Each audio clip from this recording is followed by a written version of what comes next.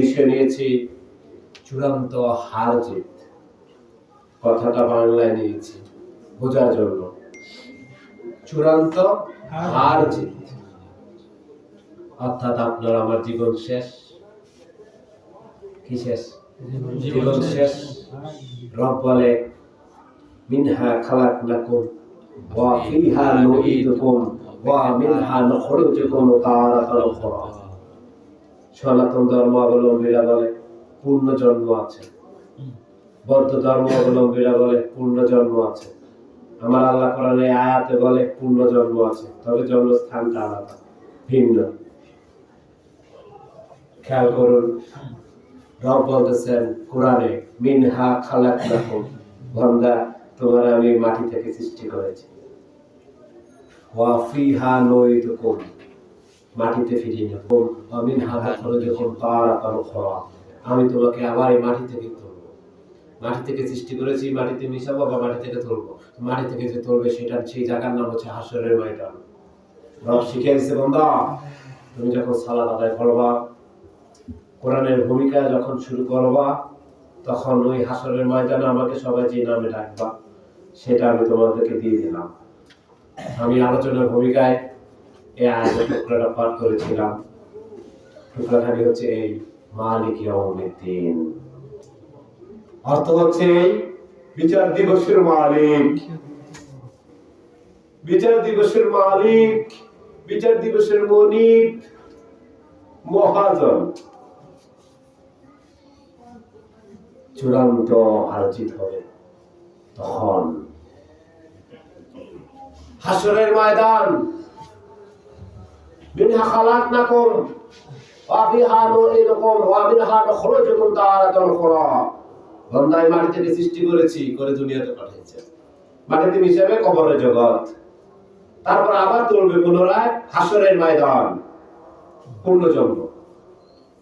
আমরা পুনরাবৃত্তি আবার জন্ম নিব, দেহ এবং আত্মা, আমি রূহ এবং দেহ উভয় হাশরের ময়দানে।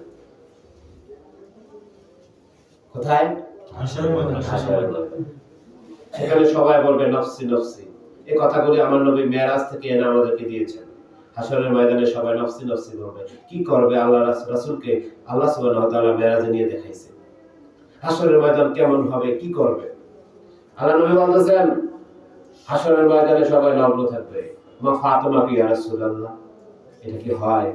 তুমি চিন্তা করিও না, সবাই উপরের দিকে এভাবে তাকিয়ে থাকবে, থুতুনি থাকবে উপরে, কেউ কারোর দিকে তাকানোর সময় থাকবে না। সবাই বলবে ইয়া নফসি ইয়া নফসি ইয়া নফসি, আমার জীবন বাঁচাও, আমার জীবন বাঁচাও। চূড়ান্ত হার জিত। দুনিয়াতে আমরা কত কিছু করি, কিন্তু চূড়ান্ত হার জিতের চিন্তা আমাদের নাই। আছে যারা প্রবাসে থাকে, তার আত্মীয় স্বজন সব ফালাইয়া, এখন তো মোবাইল হওয়ার কারণে একটু কষ্ট হয়ে গেছে। আগে মোবাইল ছিল না, কষ্ট বেশি ছিল, একটা চিঠি লেখে 1 মাস 1.5 মাস লাগছে তার আত্মীয়ের কাছে পৌঁছাইতে, আবার আত্মীয় জবাব দিতে 1-1.5 মাস, 3 মাসের মাথাতে চিঠি জবাব পাইতো, 2 মাসের মাথা পাইতো। এখন তো সহজ হয়ে গেছে। তারপরেও এখনো যারা প্রবাসে থাকে তারা বুঝে আত্মীয় স্বজন থেকে দূরে থেকে রোজগার করা, একটা পর্যায়ে দেশে গিয়ে ভালো কিছু করতে হবে, যদি কিছু হাতে না থাকে শেষ পর্যায়ে লস। সারা জীবন মনে কষ্ট থাকবে, বিদেশি জীবনে প্রবাসে কিছু করতে পারেনি। এবং যারা অতীত হয়ে গেছে, প্রবাস দেশে আছে, কিছু করতে পারতেছে না, তাদের কাছে দুঃখ আছে, তাদের সাথে কথা বলিয়েন। এই কষ্টটা আমাদের সবার হবে হাশরের ময়দানে। কোথায়? হাশরের ময়দানে। শুরু হবে কবরের জগৎ থেকে। কোথায় থেকে? কবরের জগৎ থেকে শুরু। আপনি কবরের জগৎকে আধ্যাত্মিক মারফতে যেখানে নেন, হাশরের ময়দানকে আধ্যাত্মিক মারফতে যেখানে নেন, তবে চূড়ান্ত হার জিতের ফয়সালা শুরু হয়ে যাবে কবরের জগৎ থেকে। চূড়ান্ত হার জিতের চিন্তা শুরু হয়ে যাবে কবরের জগৎ থেকে। কারণ তখন আমলনামা দেওয়া হবে বাম হাতে, তখন আপনি জেনে যাবেন আমার জীবনটা হার হয়েছে, আমি হেরে গেছি। যখন আপনার আমলনামাটা কবরে ডান হাতে পাবেন, তখন আপনি আনন্দ প্রফুল্ল বলবেন আমার জীবন চূড়ান্ত, আমি জিতে গেছি। বলেন সুবহানাল্লাহ। চূড়ান্ত হার জিত বিষয়বস্তু নিয়েছি, বলে দিয়েছি, শেষ হয়ে গেছে। এটা যদি সারা রাত আলোচনা করে শেষ হবে না, বোঝার চেষ্টা করুন।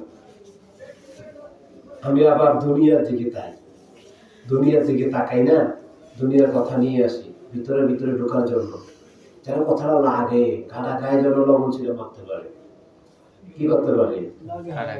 কাটা গায়ে যেন লবণ ছিল মারতে পারে, বোঝানোর জন্য, বোঝানোর স্বার্থে। ধরেন আপনি 3 ভাই 4 ভাই 2 ভাই, অধিক, এক না, একের অধিক, যেদিকে যাচ্ছে এটা অধিক হইলে হয় মজা, এলে হয় না। তা আমি তো যেহেতু পীর ফকিরি করি, আমার কাছে অনেকে আসে, অনেক কথা বলে।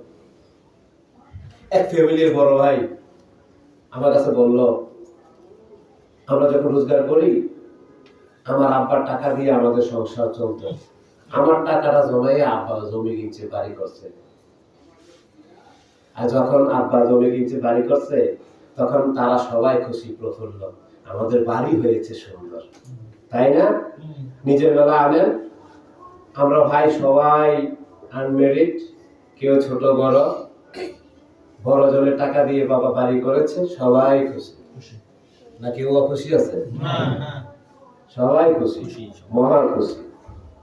দেখেন মানুষের হিংসা আস্তে আস্তে বাড়ে, চূড়ান্ত হার জিত, চূড়ান্ত যত যায় তত কারো কারো হার হয়, হেরে যায়। চূড়ান্ত দিকে যত যায় কেউ জিতে যায়।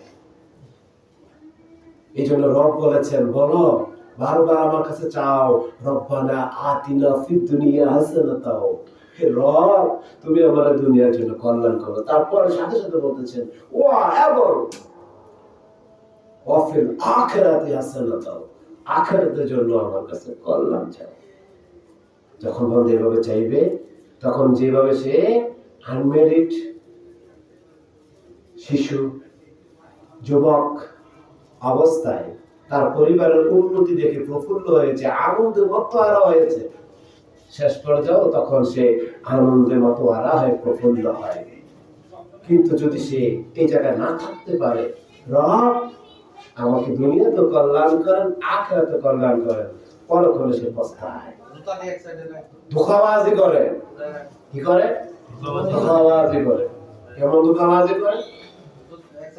যেমন শয়তান তো আছে, শয়তান ওই বড় ভাইটার মধ্যে, কেউ বড় ভাই থেকে তাকে মনে লাগেন না। আমার সাথে অনেকে কথা বলে, এই জন্য আমি একটা উদাহরণ দিচ্ছি, কারণ নাম নিলে বিপদ হয়। কথা বুঝতে পারতেছেন? কারো যদি নাম নিয়ে বিপদ হয়, যদি কারোর সাথে মিলে যায়, নিজেকে ক্লিয়ার করবেন, পরিশুদ্ধ করবেন। তা আমার সাথে বড় ভাইটি একদিন এভাবে বলেছিল যে আমার আয় রোজগার বাবা জবাইয়া ভাইটা করছে, বাবার আয় রোজগার দিয়ে সংসার চলত। তাদের মধ্যে আরেকজন ভাইও আমার সাথে কথাটা বলেছে, তাহলে যৌথ ইনকাম, এটা হিসাবে সবারই হক। তো বাবা তো বাবার নামে জমি কিনছে, এবার পরক্ষণে ওই যে বড় ভাই তাকে শয়তানে কোথায়, এটা আবার লাড়ানো, শয়তানে লাড়ে, শয়তানে লাগতে লাগতে তার ভিতরে একটা ইচ্ছা জাগ্রত করলো, জমি তো আমার টাকা দিয়ে কিনছে, এটা আমারই, আমি যদি ভাইয়ের হক মাইরা দেই এটা কিছু তো না, নে এবার প্রক্রিয়া ভাইয়ের হক মাইরা দেওয়ার ব্যবস্থা। এবার বলেন তো চূড়ান্ত হার জিতের দিকে তার বিবেক, তার মন, তার কর্ম কোথায় গেল? হেরে গেল তার নিজের কাছে। এইভাবে আমরা ছোট কালে শয়তানের কাম নেই না, কারণ সে প্রভু থেকে অনুমতি নিয়েছে লাড়ালাড়ি করার জন্য। কি করার জন্য? লাড়ালাড়ি করার জন্য। এভাবে যদি আপনি প্রত্যেকটা ফ্যামিলি থেকে তাকান, দেখবেন যখন বয়স কত কম থাকে তত তাদের আনন্দ থাকে, আস্তে আস্তে আনন্দ হারিয়ে যায়, কারণ শয়তানের কুপ্রচলা ভিড় বাড়তে থাকে মনের মধ্যে। এই জন্য আল্লাহ বলেছেন, আলা বিযিকরিল্লাহ তাতমাইন্নুল কলব, সূরা রাদের মধ্যে। আল্লাহর স্মরণ ব্যতীত কলবের শান্তি নাই। আল্লাহর স্মরণই কলবের শান্তি, দিলের শান্তি, অন্তরের শান্তি। কিসের শান্তি? দিলের শান্তি, অন্তরের শান্তি। যারা জাদুটোনা জর্জরিত, বালা মুসিবতে জর্জরিত, তাদের জন্য টপিক দিচ্ছি।